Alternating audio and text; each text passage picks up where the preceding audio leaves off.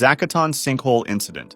On April 6, 1994, diving legend Shek Exley, the first person in the world to log over 100 cave dives, set out to break a new depth record. His goal was to dive through the Zacaton Sinkhole in Mexico, one of the deepest water-filled sinkholes in the world, plunging over 1,000 feet. Shek's passion for deep diving began at a young age when he and his brother would compete to see how deep they could go. Tragically, during one such competition, his brother lost consciousness at around 50 feet and drowned. Despite this, Shek pursued his love for diving, becoming an expert. For context, the average diver is advised not to descend deeper than 150 feet, with 300 feet considered the absolute limit for experienced divers. Accompanied by fellow diver Jim Bowden, Shek meticulously prepared for the record-breaking dive. The event drew TV reporters, who wanted to witness this extraordinary feat. As the two divers descended into the Zacaton sinkhole, they wished each other luck. Although diving together, their dives would be independent. Exley had trained for this attempt, pushing his limits in previous dives. During one preparation dive at Bushman's Hole in South Africa, however, something weird happened. He reached an astonishing depth of 863 feet, but experienced alarming symptoms. He began hallucinating, and his body trembled uncontrollably, which are classic signs of high-pressure nervous syndrome, or HPNS. HPNS typically manifests at depths beyond 500 feet, and is believed to result from the compression of cell membranes in the central nervous system. The condition can cause confusion, tremors, and even hallucinations, making it incredibly dangerous for divers at those depths. To mitigate these risks, Shek and Bowden planned to descend slowly, carefully switching tanks as they reached new depths. For the first stretch of their dive, everything went smoothly. However, problems began to arise at around 800 feet. Bowden noticed slight trembling in his hands, an early warning sign of HPNS. At 900 feet, Bowden encountered another issue. His air supply was running critically low. His tank pressure had dropped to 1,080 psi, far below the expected 1,800 psi needed to ensure a safe ascent. Keep in mind that decompression, depending on how deep the divers go, can take up to hours, which meant that Bowden was now in a life or death situation. Realizing the danger, Bowden began his ascent immediately, hoping he could make it back to the surface in time. Exley, however, was in even greater trouble. At around 880 feet, his vision blurred, and his body began trembling uncontrollably. HPNS symptoms, combined with nitrogen narcosis, which is a condition akin to being drunk caused by high-pressure nitrogen, began impairing his ability to think clearly. To steady himself, Exley wrapped his descent line around his arms, but his symptoms worsened, causing him to breathe more rapidly and deplete his air supply at an alarming rate. In a desperate move, he switched tanks, but at such depths, this was not ideal. Disoriented and overwhelmed by his symptoms, Exley became unable to think straight or move. Bowden, ascending cautiously, noticed Exley's descent line with unused tanks still attached. While concerned, he assumed Exley might have successfully reached the sinkhole's bottom and was making his way back up slowly. However, on the surface, the support team grew suspicious. They observed bubbles rising to the surface, but only from one diver, Bowden. A support diver, alarmed, wrote on an underwater slate, "Where's Shek?" She decided to descend to 250 feet to investigate. At 280 feet, she spotted something chilling, two small white squares hanging from Exley's descent line. Upon closer inspection, she realized they were pages from Exley's diving profile, tools he had used to meticulously plan his dive. The realization was devastating. Shek was stuck somewhere deep below. Nearly 10 hours after their initial descent, Bowden miraculously surfaced, surviving his own life-threatening dive. Exley, however, a hero that had previously saved numerous other divers, remained in the depths of the Zacaton sinkhole. 3 days later, the recovery team pulled his descent line to the surface, bringing Exley's lifeless body with it. Jim Bowden reached an extraordinary depth of 915 feet during the dive, setting a world record for open-circuit scuba diving.